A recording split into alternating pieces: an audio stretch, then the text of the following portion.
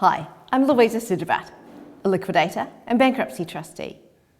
So today's question is, very many years ago, my husband's parents bought the property we live in as a gift for him, but it was put solely in my name because he ran a business at the time and it was considered safer to have it in my name.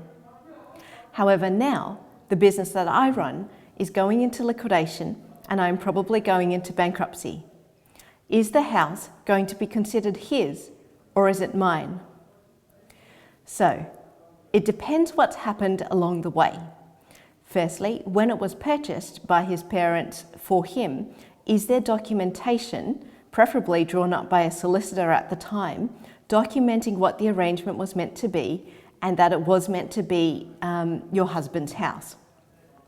Now, if that hasn't happened, it is still highly recommended to go see a solicitor now to see if any of it can be legally documented based on whatever evidence might be available.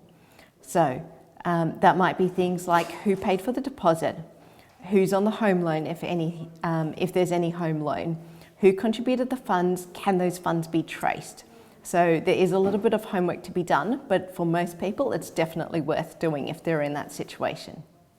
Now, if the documentation was either put in place well at the time or can be put in place adequately enough before bankruptcy, then it could possibly be shown that the house is his. Now, in the extreme, if no documentation is available or no documentation is gathered and put together, it is possible that the house may be considered yours because it is in your name, and that is the starting assumption if you're on title.